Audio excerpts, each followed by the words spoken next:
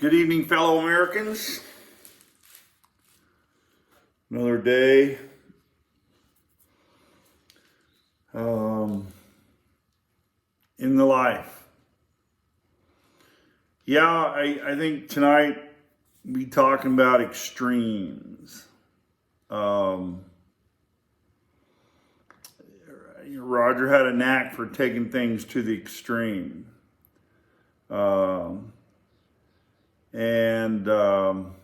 One of them I can think of, we always like to play games. We're always kids. I mean, even when you're 69 years old, he's still a kid. Somewhat of myself, I love kid things and doing kid things and playing games, and always have. And we play dominoes with our friends regularly every week, and it's a friendly game. But we kind of get a little competitive here and there, but it's just, we have fun doing it. So if I can get these guys to start playing hearts, or it's been so long since I played canasta. That was a great game we played in DeKalb with some good friends. Jeff and Mickey Morris and his family, and Donnie Little and those guys in DeKalb when I first moved there. But, a lot of time, we always play games with Roger, like I was told before, Army, we had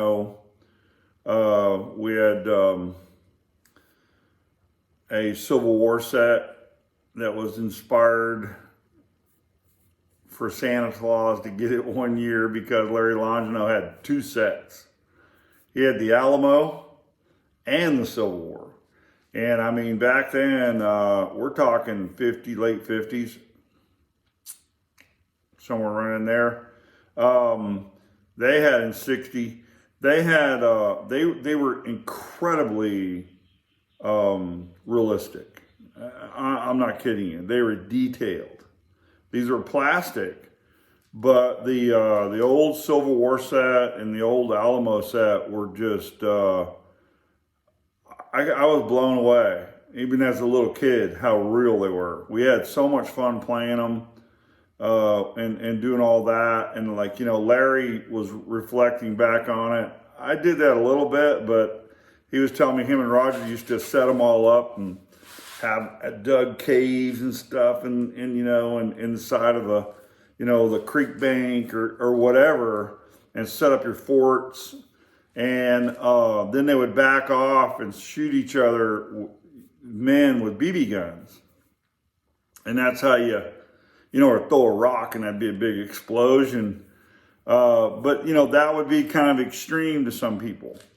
But that's kind of, I think, where his extremism started. So, we'll chalk that one up for LL, Reb Rearview. Larry was, that's another thing, talk about influence. I don't know. I think, it was probably 50-50, but I'd say leaning more 51-49 that Larry influenced Roger more than the other way around. Larry had, and still does, has an amazing imagination. And the few short times I was with him, it was run amok. So, their imaginations got them in a lot of trouble. I probably need to look over a couple stories he told me before of their childhood growing up there in Horatio. Could tell you a couple of those stories. That's probably what I'll do here in the near future, because they're adventurous. I mean, they're as adventurous to me as what was Drew, whatever, I can't remember, old people. But they had a series of books, and then they had the TV show when they got older. We got older. I'll remember it in a minute. I know you guys know what I'm talking about. But they were like childhood detectives, and so these stories we tell. I think you could write a book about a lot of them, or even a short story, or possibly a short series, or possibly even a movie about it. I know one thing, my dad and his brothers, you could write a movie about them. There's no doubt about it. And their trip through um, the Great Depression and World War II. I think that would be a fabulous Americana movie. I really do. It'd definitely be one heck of a book. And then they can take it from there. But anyway, taking back to Roger and extremism, out of his childhood growing up with Larry and stuff, that kind of carried on. And I remember the first time we played a game that was really extreme. We used to play croquet a lot. We loved croquet. I mean, I don't know if you guys grew up with it, but even as adults, we played croquet for money and drinks and stuff like that. But it was cutthroat. And then on our, I think it was Bonnie's 40th birthday, my wife's 40th birthday. We had this really cool place out in the country, pretty close to Gonzales, Texas. It was a place called Harwood, and it had a gigantic front porch on it. I think it was 5 acres, and there was trees all over the place, and it rolled and in and out. And there's nothing level about the place anywhere. So we're having my wife's 40th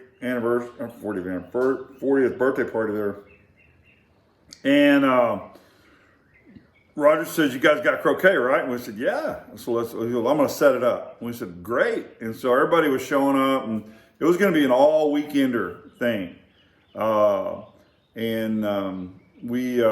When Roger got through setting it up, we all couldn't. It was one of those things like don't look at that kind of thing. We're all inside getting stuff ready, and so when Roger goes, "Okay, we're ready to play," and you know how croquet is set up. It's 2 hoops, a stake, a hoop, then a hoop in the middle, hoop in the middle, and then a hoop outside, and then a double stake again. Then you do the same thing coming back. Well, he kind of did the hoop. You start here, and then you had to go way around there to get to the first hoop, and then the middle, and then way around the other side and up a hill and back down to get to the second hoop, and then you got to come back. I mean, it probably covered 2 or 3 acres of that 5 acres. I'm not kidding you. And it got everybody excited. A lot of people, usually when you play, you got 2 or 3, I ain't playing that. But I mean, once we got going, there were not enough balls and mallets to play, and there was everybody's, all right, I'm next. And so, that's the way Roger was. And it was so much fun.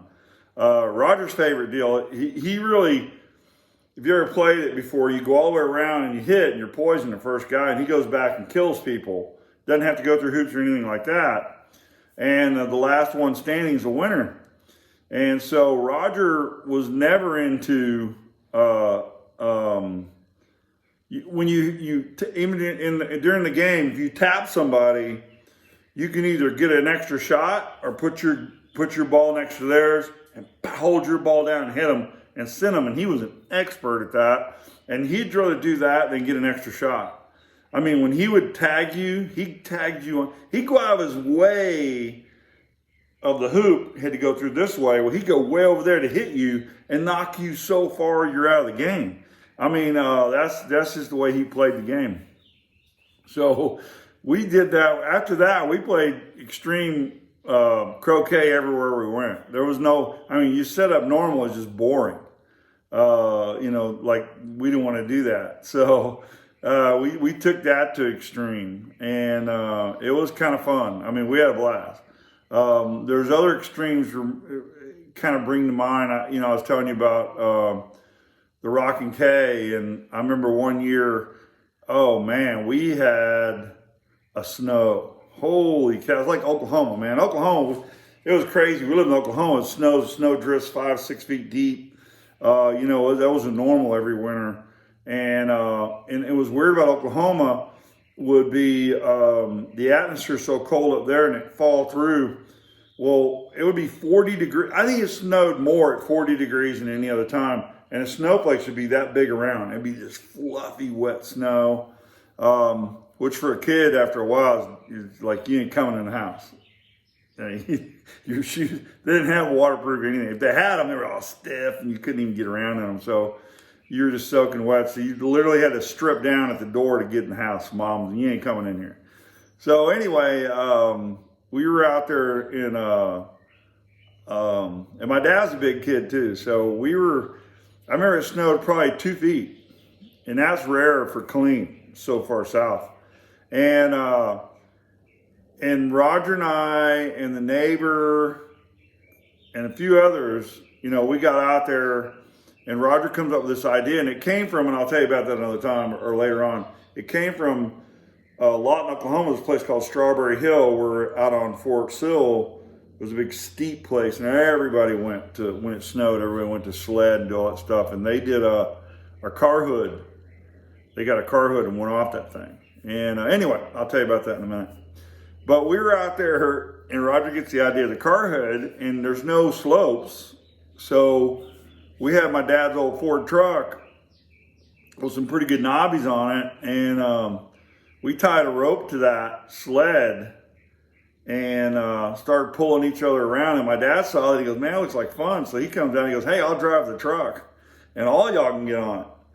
So we're all on it, and I mean, there's probably 4 or 5 of us on this big old car hood, and he's just pulling us all over the pasture. And, we forgot that there was a stump, and in the snow is deep enough, we couldn't see it. And so he would pull us in a circle, and just like when you're skiing and you put somebody on an inner tube, when you get them on that outside, man, that's centrifugal force. You're hauling. I mean, you're hauling.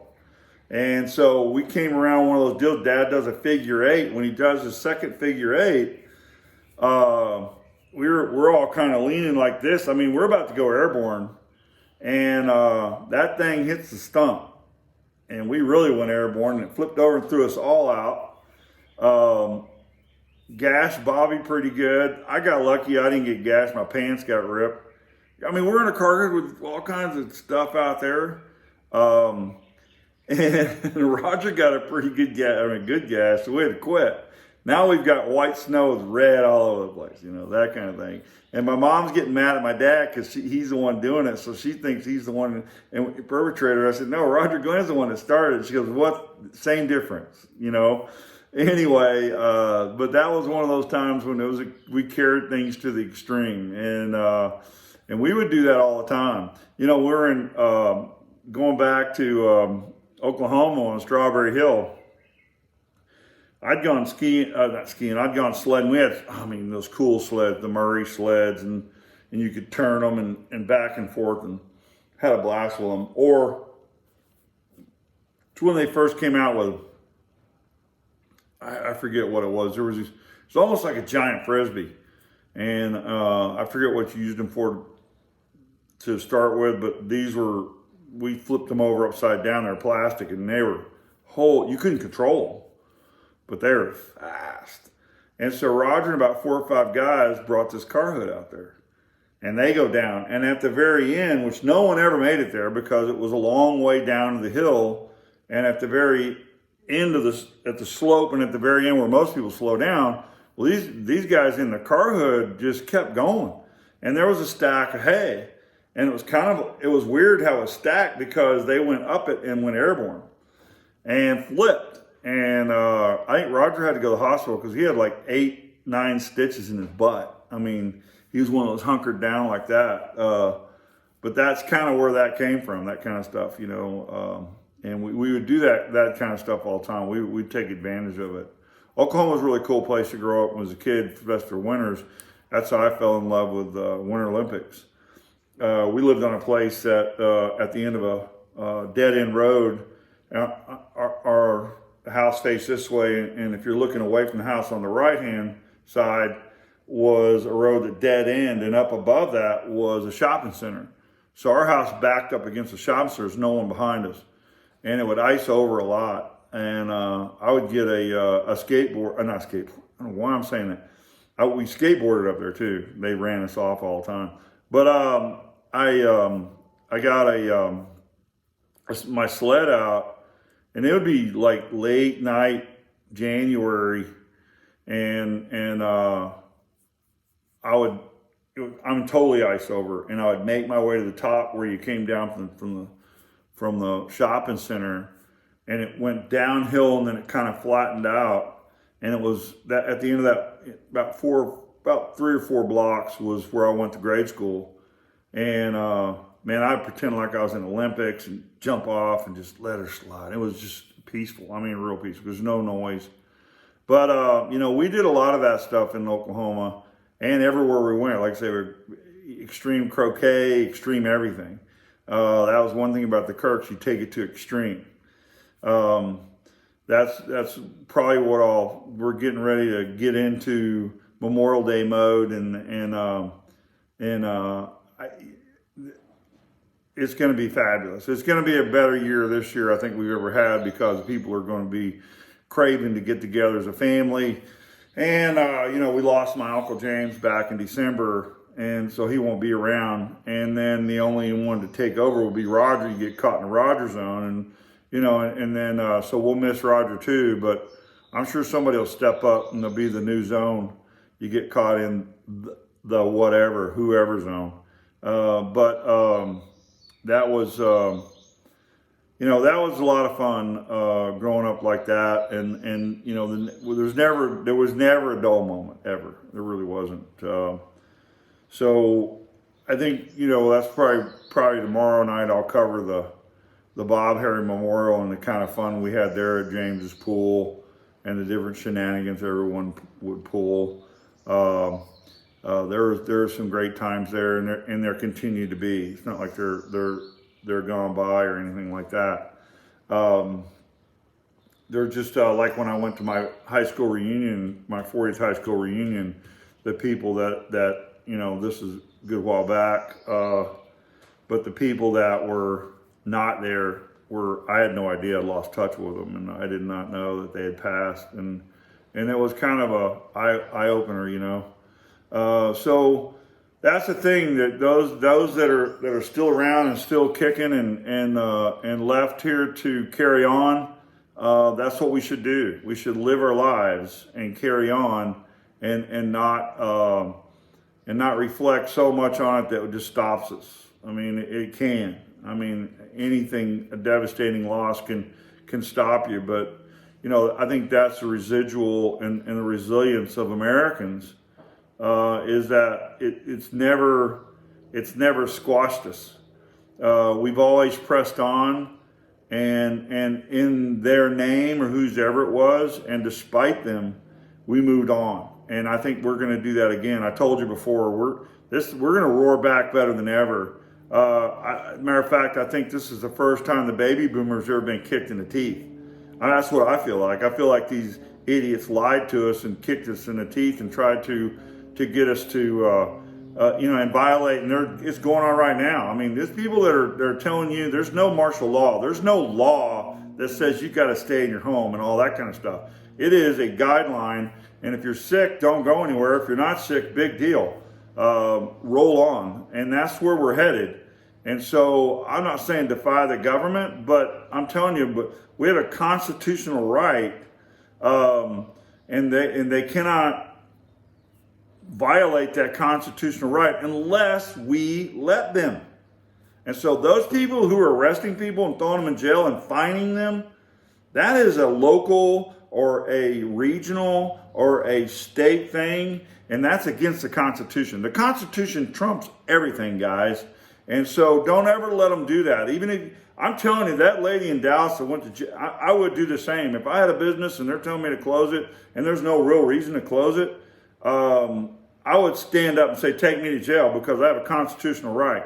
And if you don't stand up, then those rights are going to be taken away forever. So, and as you can tell, I'm adamant about that.